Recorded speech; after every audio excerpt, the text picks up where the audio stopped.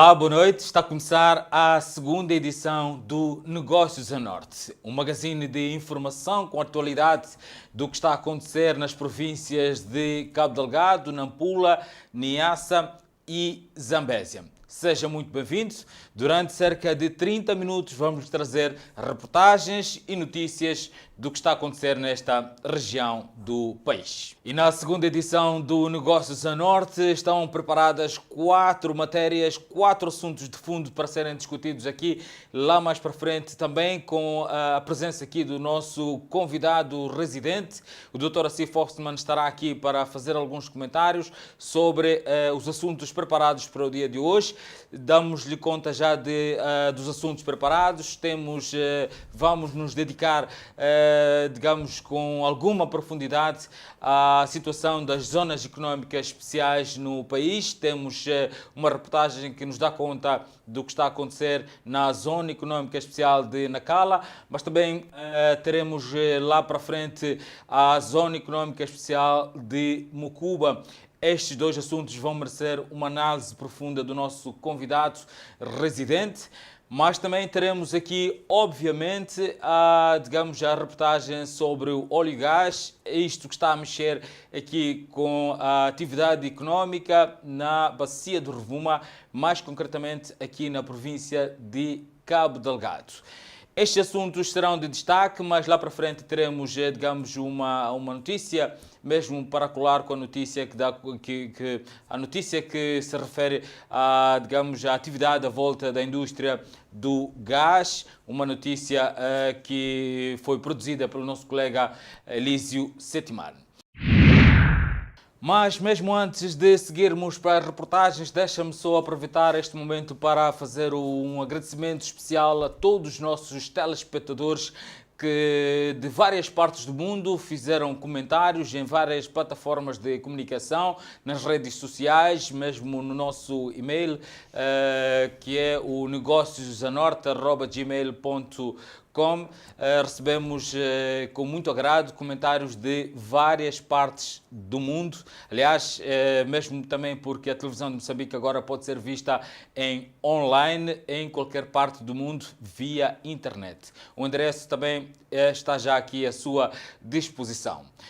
E seguindo já mesmo para as reportagens previstas para o dia de hoje, vamos dar conta já para a primeira reportagem para a segunda edição do Negócios a Norte, e a primeira reportagem para o dia de hoje dá conta do que está a acontecer na Zona Económica Especial de Nacala, onde só nos últimos 3 anos foram investidos mais de 250 milhões de dólares aplicados basicamente na indústria do turismo. O distrito de Nacala, na província de Nampula, cujo espaço geográfico coincide com a área municipal, tem reservado uma extensa área para o estabelecimento de zonas francas. Os projetos que estão a ser implantados nesta área gozam de facilidades previstas no âmbito dos acordos comerciais internacionais que Moçambique é signatário. Uma abertura que praticamente serviu de um verdadeiro chamariz para os investidores abrirem os seus negócios no turismo, principalmente na área hoteleira. Para o ano 2015 foi um dos melhores, né? Tendo e considerando que a nossa rede hoteleira cresceu bastante. A maior parte delas são do investimento nacional.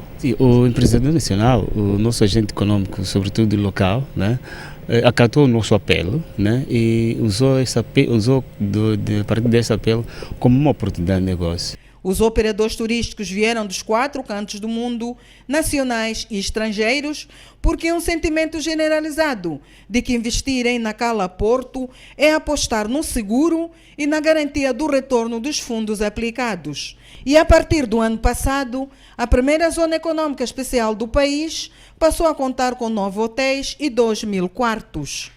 Em 2015, Nacala recebeu mais de 10 mil turistas.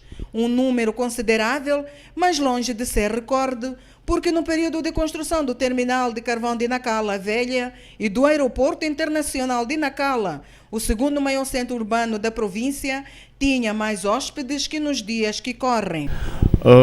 Em relação aos hotéis, nós em Nacala temos agora cerca de 9 hotéis. Estamos a falar de hotéis de grande referência, né? de classificação de 3, 4, 5 estrelas. E temos também hotéis de categorias internacionais na Cala.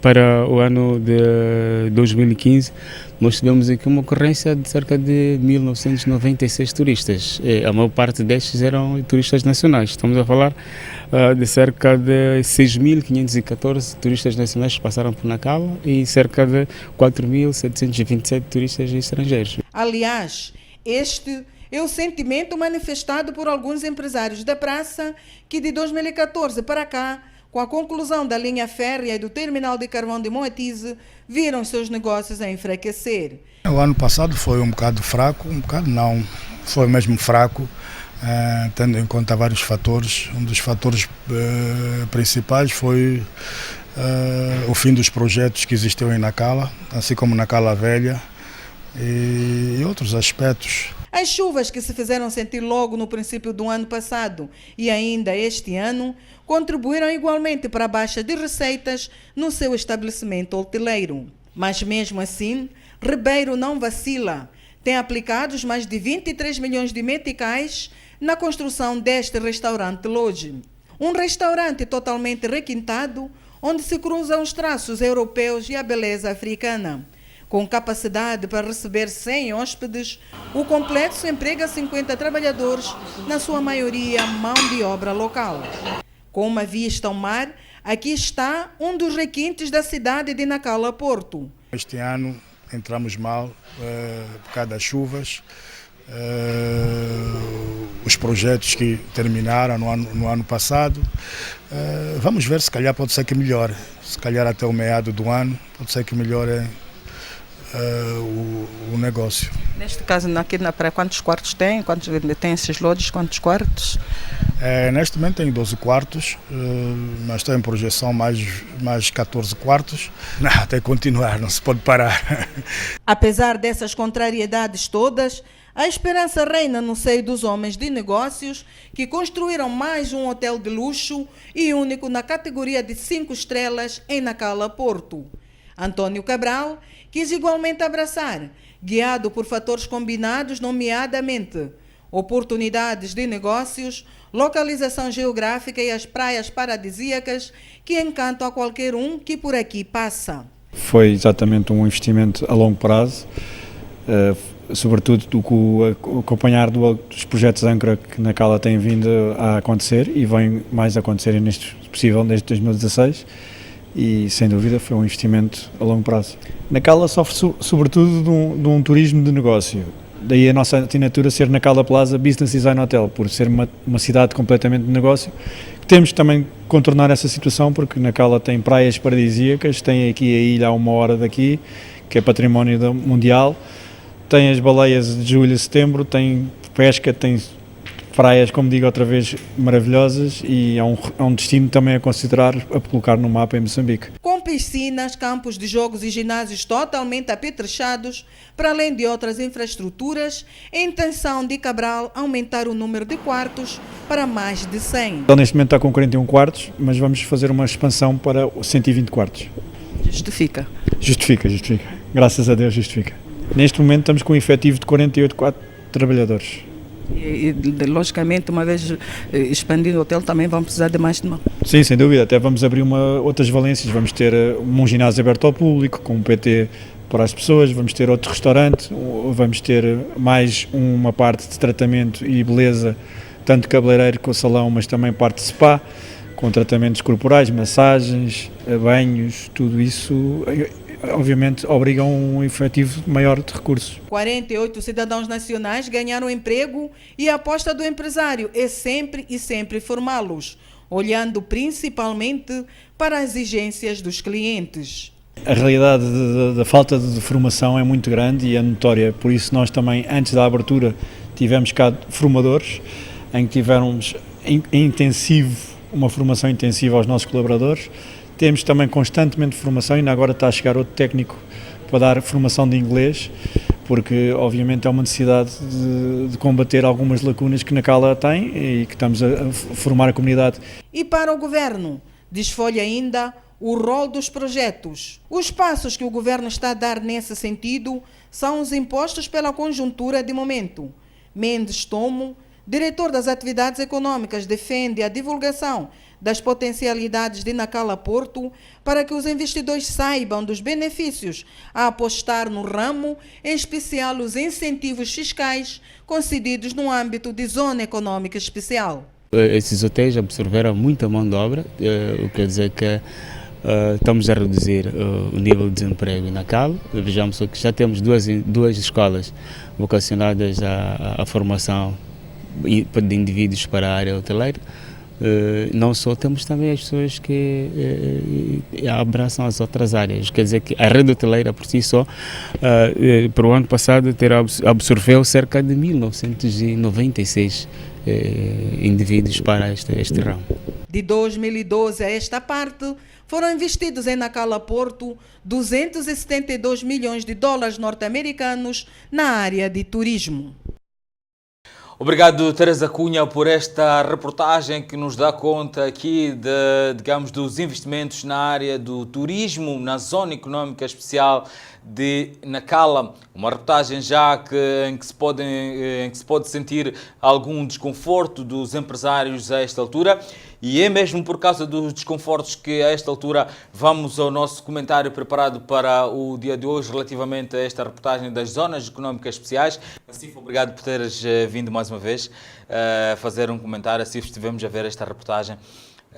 Dá-nos conta aqui de algum desconforto dos empresários de turismo na Zona Económica Especial de Nacala.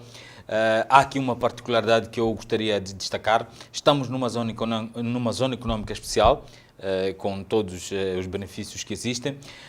Houve uma grande expectativa, as pessoas fizeram estes investimentos todos que fizeram. Hoje começam a aparecer, algumas lamentações de desconfortos.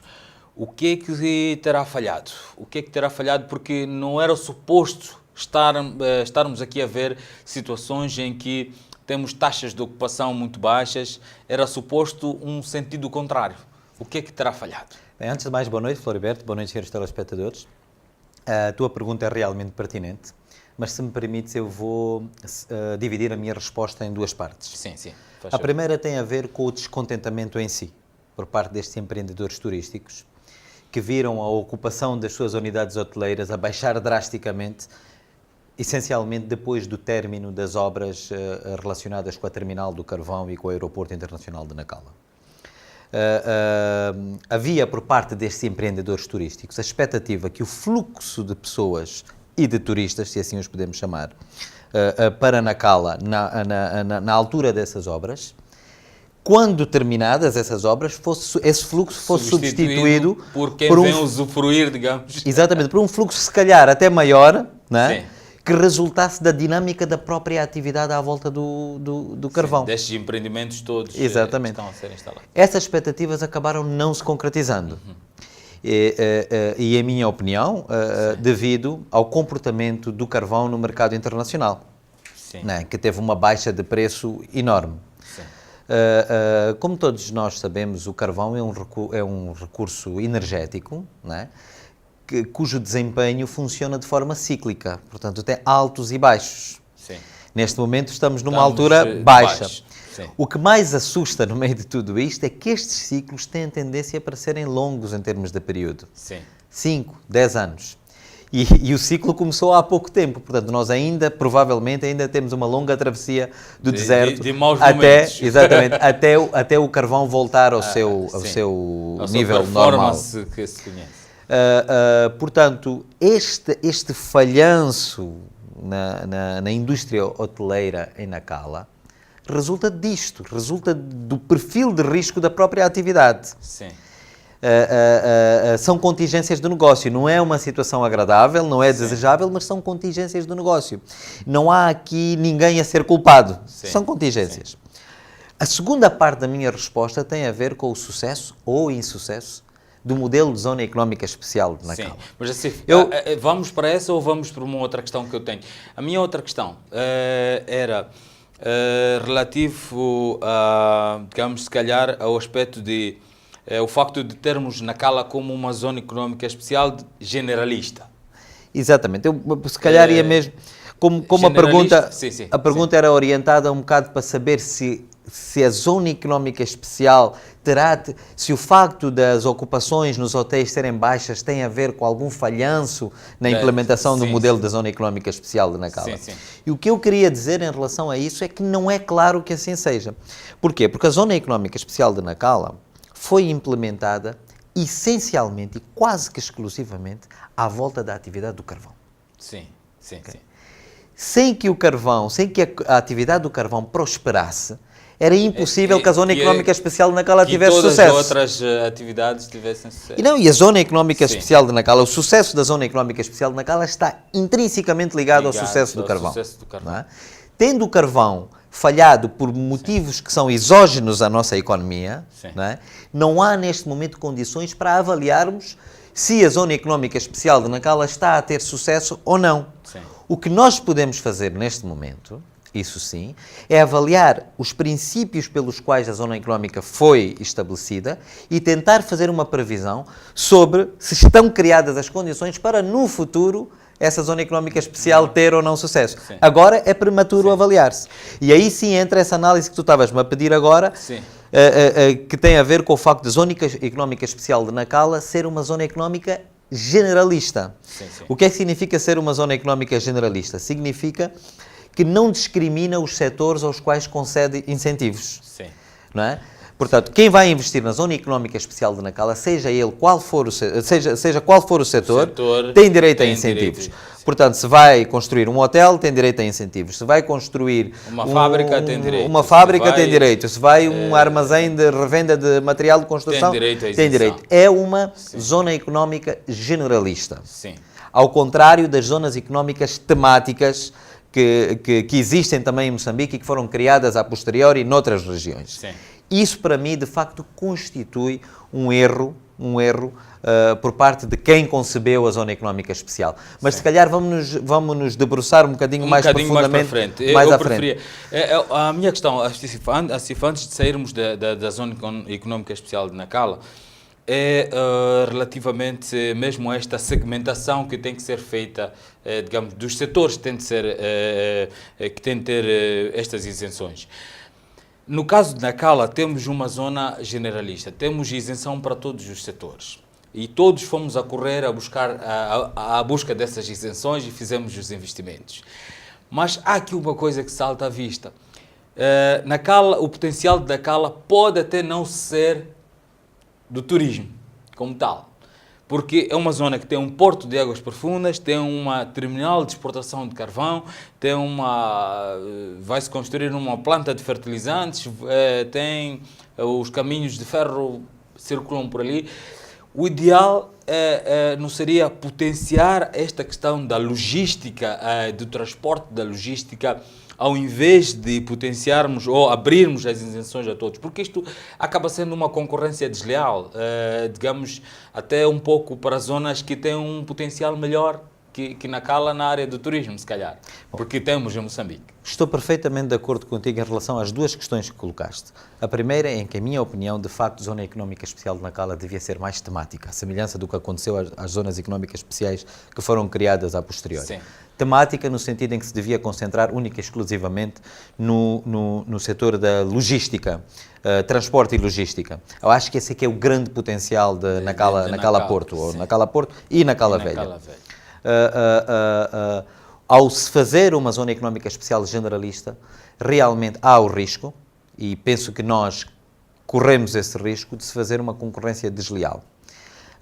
A mim não me parece que Nacala seja, pelo menos em termos de turismo de lazer, um destino apetecível. Nós temos em Moçambique destinos bastante mais apetecíveis em termos de turismo de lazer, que não estão, no entanto, a beneficiar desse estatuto de zona económica especial. Sim. Existem incentivos. Exatamente. Existe essa dimensão. Dessa dimensão, exatamente. Sim. Não estão.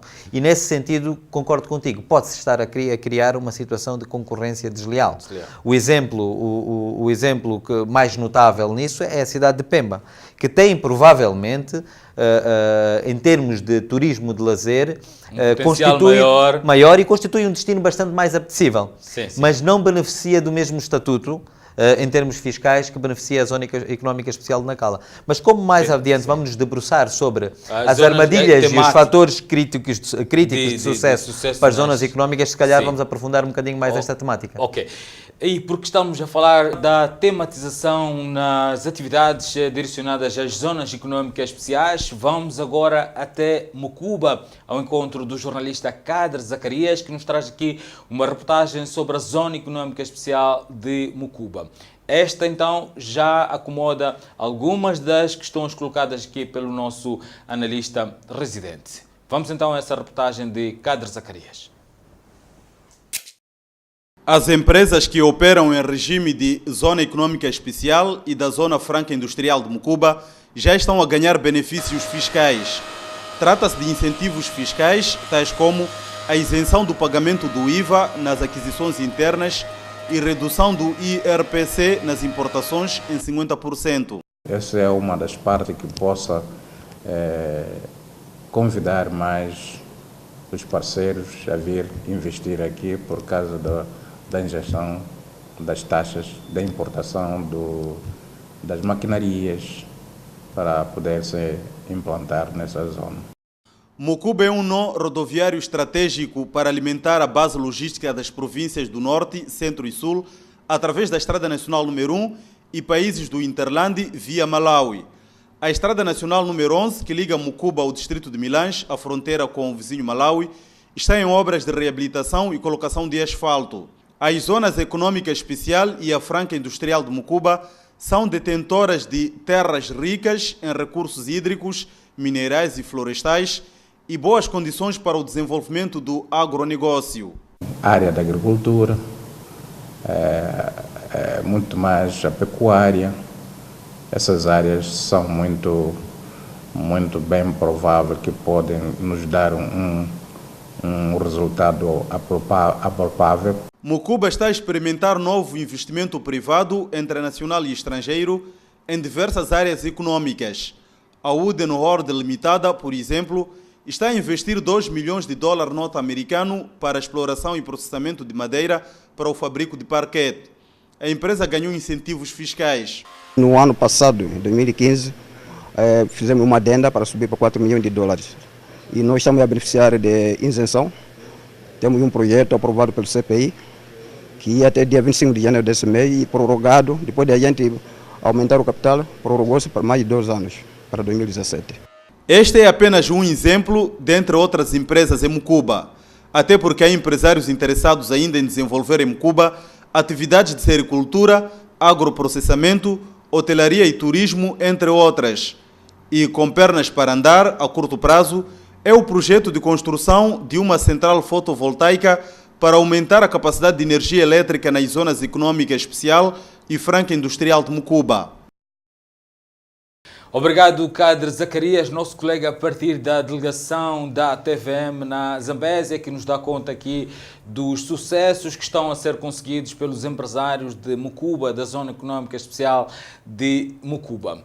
E é mesmo pelo facto de ser uma Zona Económica Especial já com a tematização definida que vamos fazer o comentário. Assim, vimos duas situações. Vimos uma Zona Económica Generalista, que é o caso de Nacala, mas agora acabamos de ver a reportagem do Kader que dá conta de uma zona económica especial já temática.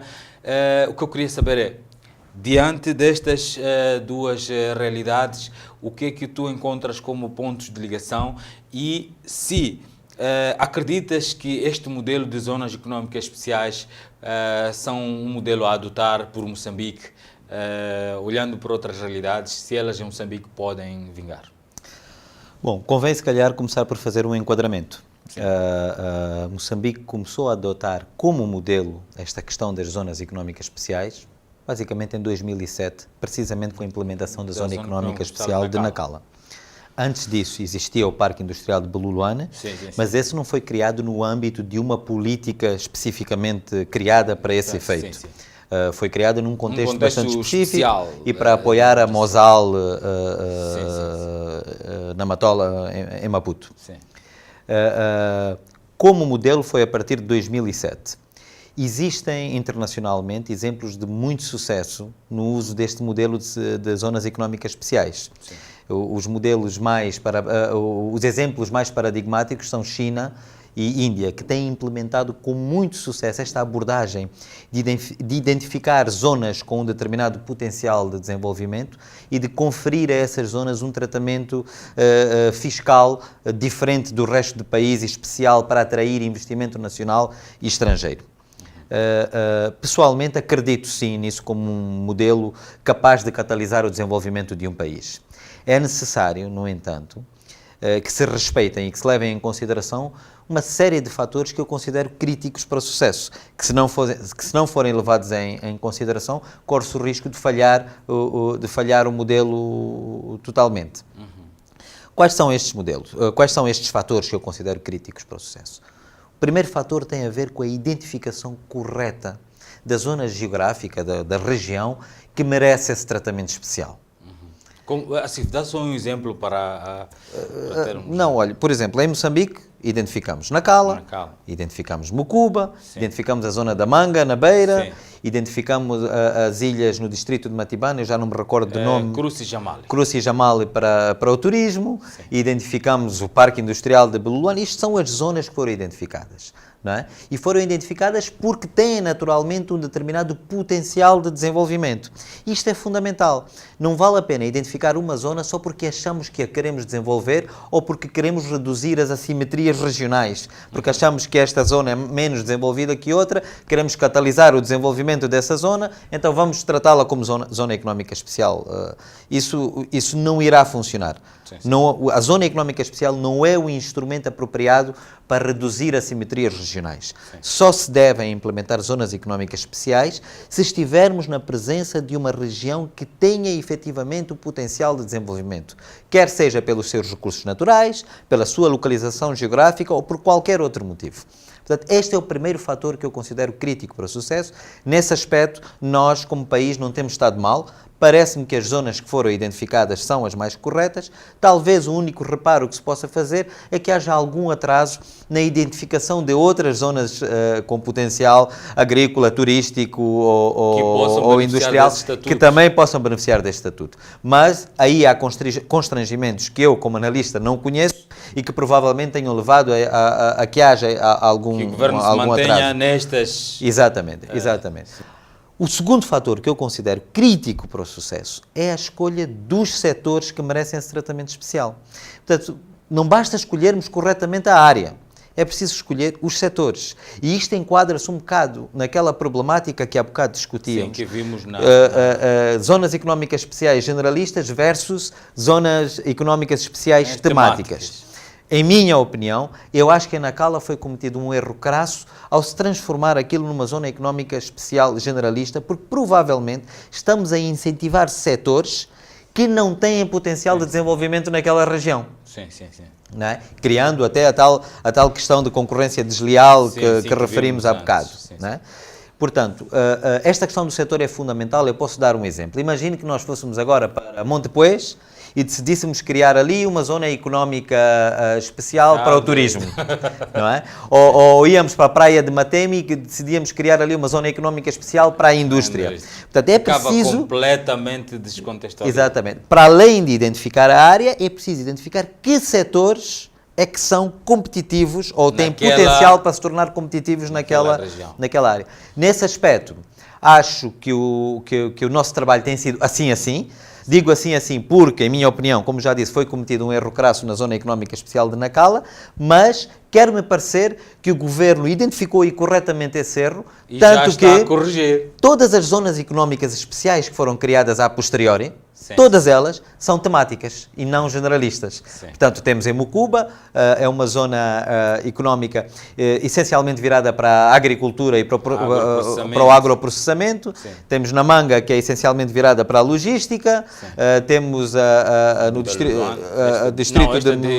das ilhas, no Mussuril, exatamente, que é essencialmente virada para o turismo. Sim. Portanto, acho que já há essa percepção por parte do Governo. Portanto, já há uma tentativa de corrigir aquilo que, em meu entendimento, é um erro.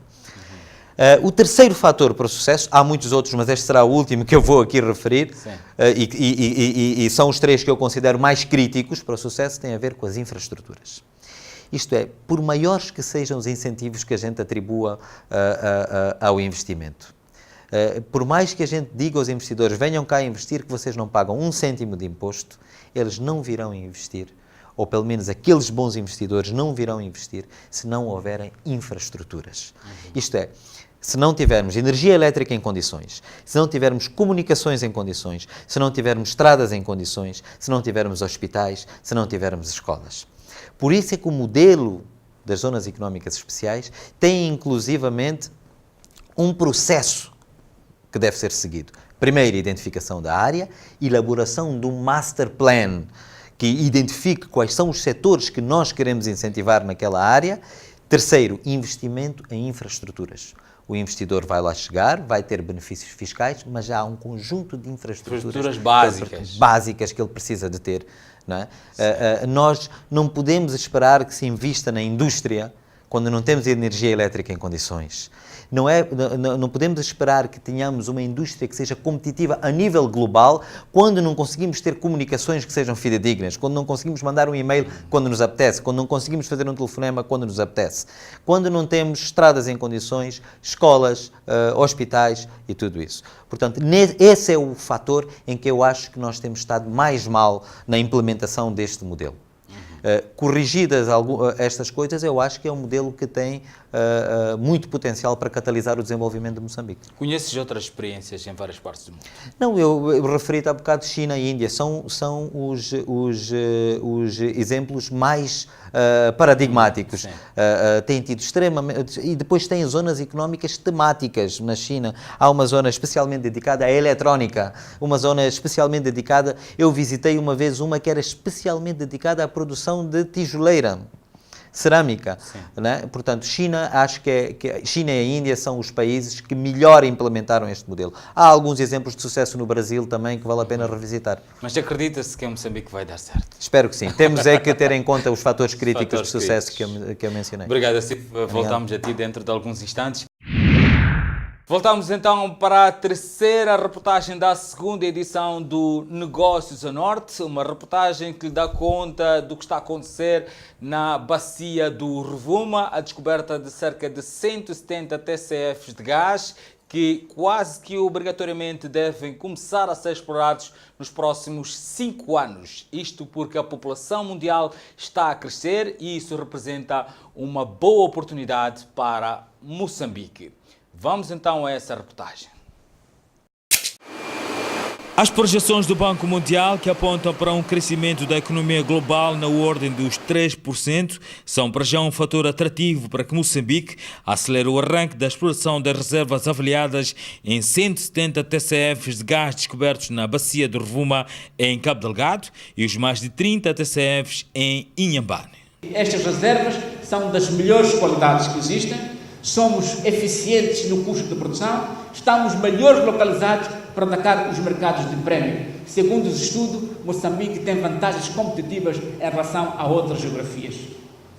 Atenção, e isto aqui são aspectos positivos que poderão catapultar o nosso país no mapa dos produtos energéticos ao nível global. Moçambique continua a fazer as contas porque se acredita que as reservas de gás podem ainda crescer. Há pesquisas onshore no distrito de Mocimboa da Praia. É o furo batizado com o nome de Tembo, cuja pesquisa teve início com a multinacional Anadarko, mas agora está com uma empresa britânica que detém 85% e os restantes 15% pertencem à Empresa Nacional de Hidrocarbonetos, que tem a opção de adquirir até 30% das participações. E mesmo com o gás ainda por explorar, Moçambique já avançou nas negociações do gás descoberto em Cabo Delgado. Ainda este ano esperado um investimento na ordem dos 9 mil milhões de dólares e há inclusivamente contratos de fornecimento já praticamente fechados. A área 4, onde está ele, o seu plano de desenvolvimento já foi aprovado pelo Conselho de Ministros.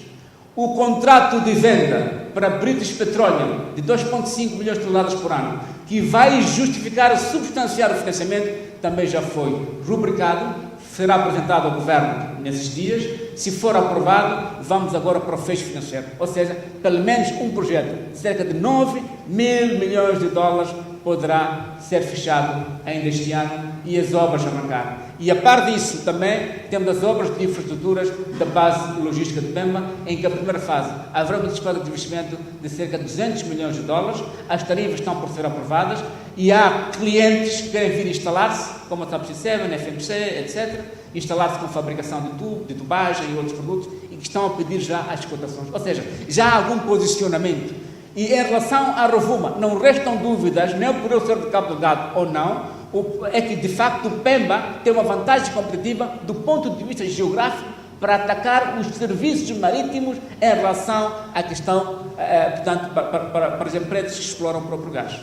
Portanto, para ter uma base logística vis-à-vis a alternativa de Nacala ou vis-à-vis a alternativa futura, se houver, em relação a Angoche. Porque nós, aqui onde nós estamos, também podemos navegar até Nacala, podemos navegar até Angoche, podemos navegar até Mekuf e melhor servir qualquer plataforma ou empresas que estejam em offshore nessas regiões. Portanto, há de facto aqui uma expectativa muito grande, porque Pemba, sendo um centro de serviços portuários, poderá consolidar essa sua vantagem competitiva, acrescentando a base logística para os serviços, portanto, do gás. Com o crescimento da população mundial, particularmente nos chamados mercados prémios, a China e a Índia vão provocar um aumento do uso do consumo de gás no mundo. E é aqui onde Moçambique precisa de capitalizar a oportunidade. Há uma empresa na Índia que faz o CNG, que é aquele gás para os veículos. Digamos que aquele gás para os veículos, essa empresa sozinha tem 180 milhões de consumidores. Atenção, nós nem somos 30 milhões. Se fôssemos 30 milhões, era multiplicado por 6 a população de Moçambique para ter o número de clientes de uma só empresa. E eles importam todo o gás. O que significa que o aumento da população, o consumo na residência, o consumo na indústria, isto também são drivers que justificam que projetos futuros como o nosso poderão ter mercado, portanto, daqui a 5 e 10 anos. Também a população da China vai aumentar substancialmente e o próprio crescimento económico destes países significa. E o shift de energias que fazem mal ao ambiente para energias que são saudáveis, como é o caso do gás. Omar Mitá diz que o grande sonho dos moçambicanos é que todos os processos complexos na produção e comercialização do gás e outros hidrocarbonetos fossem liderados por moçambicanos, abrindo-se assim uma oportunidade para os estudantes de engenharia. Vocês que fazem a engenharia não terão a outra melhor oportunidade de olhar, de transformar os vossos protótipos em máquinas reais que façam coisas complicadas, que vão para debaixo da água e fazer isto, tubagem. Eu, como não entendo, só vejo lá os meus geólogos a apresentar. Vejo ali máquinas, parecem bichos, vão para baixo, vão para cima, etc. Vocês que estão aqui a fazer essas engenharias, de facto, são o futuro, porque nós queremos aumentar também o conteúdo nacional. E o conteúdo nacional passa necessariamente pela formação de força de trabalho, em que a parte moçambicana venha a ganhar cada vez mais uma porção superior nisso. Não é? Gostaríamos de ver, como eu disse no início, gestores a tomar conta de algumas tarefas complicadas do ponto de vista de engenharia, portanto, e esses gestores que fossem moçambicanos. O presidente do Conselho de Administração da Empresa Nacional de Hidrocarbonetos falava na aula inaugural do ano académico 2016 na Universidade de Lúrio, em Pemba. Perspectivas positivas e encorajadoras, também perspectivas que provavelmente são o grande motivo das missões empresariais que têm estado a visitar com frequência a província de Cabo Delgado. A mais recente foi uma missão empresarial francesa que procura oportunidades de negócio na indústria do gás. Vamos então a essa reportagem.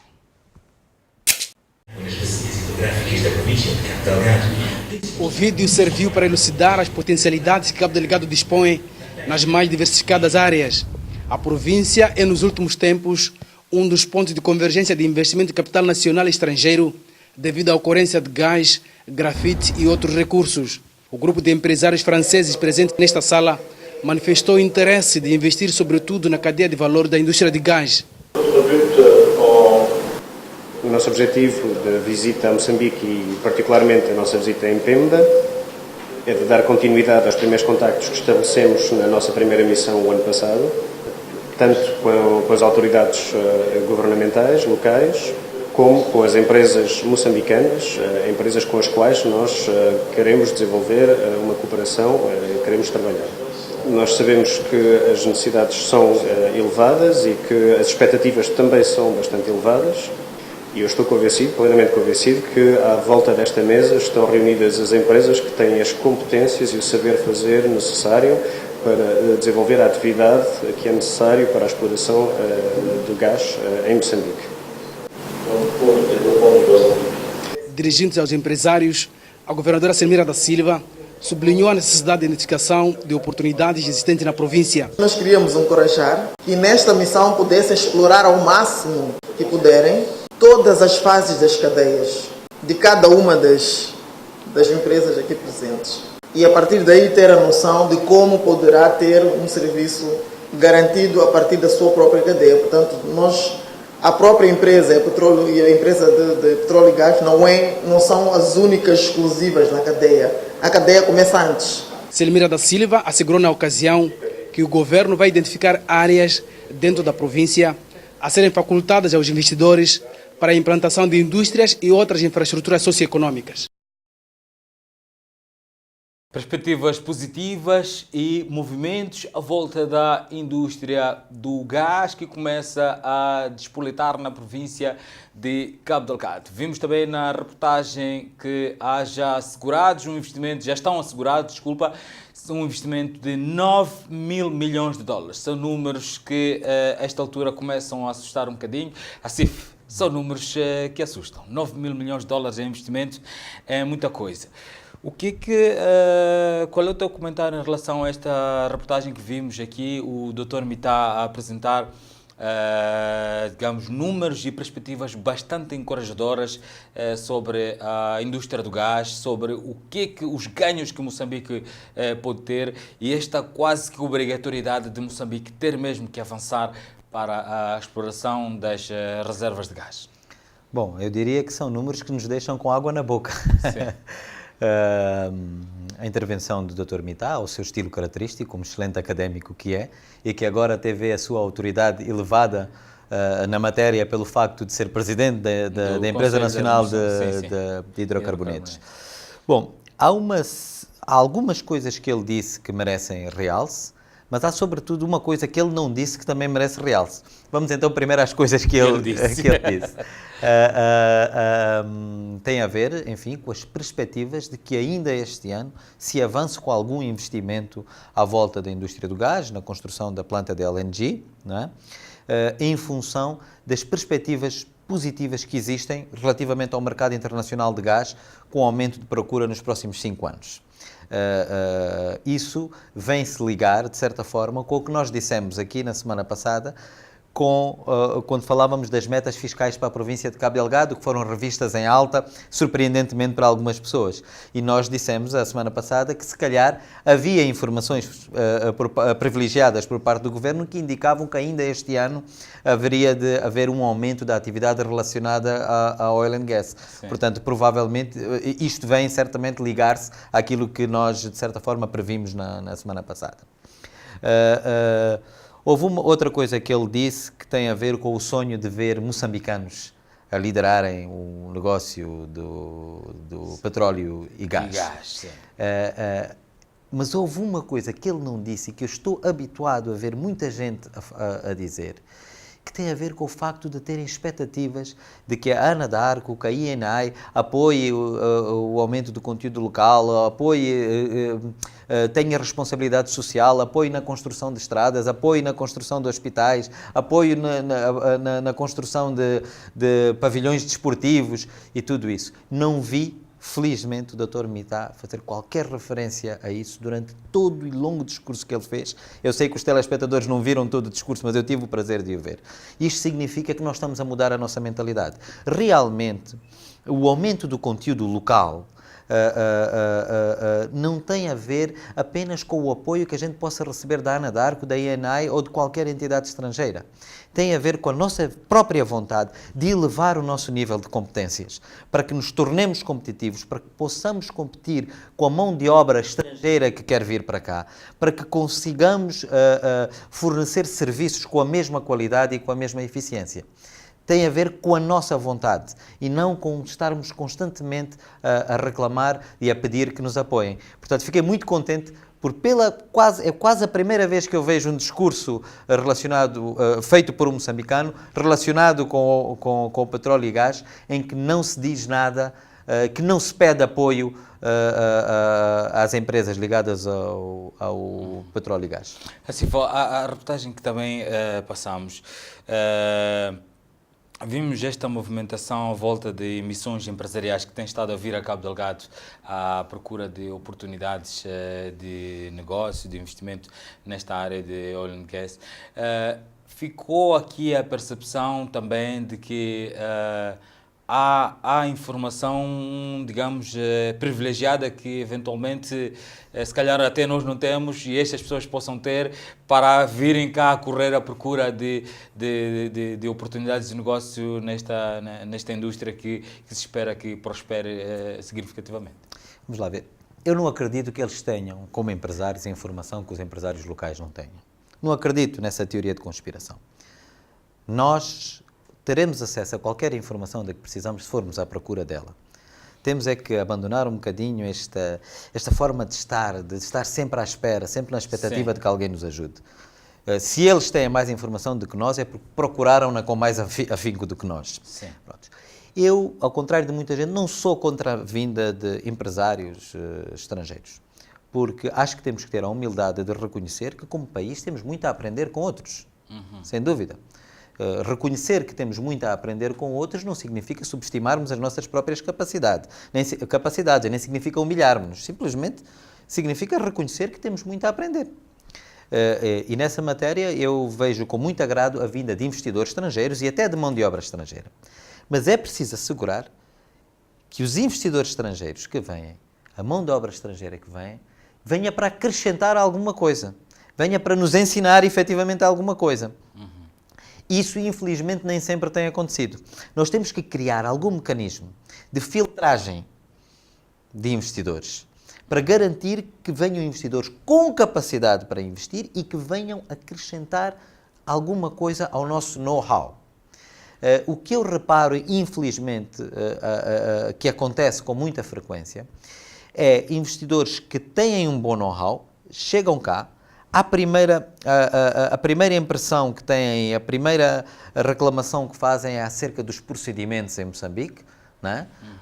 Reclamam e dizem, mas como é que isto funciona aqui assim, no meu país é diferente, pá, como é que esta gente trabalha assim, pá, no meu país é diferente. Reclamam.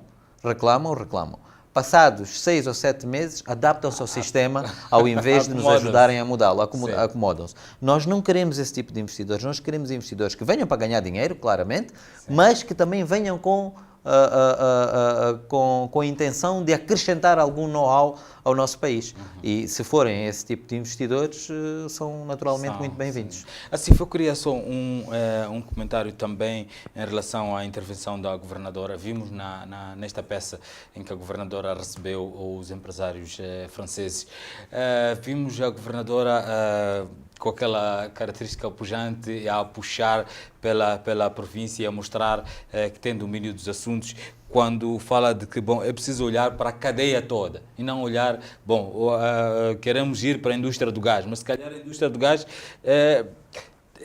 antecede-se com muitos outros elementos que precisam de ser sustentados.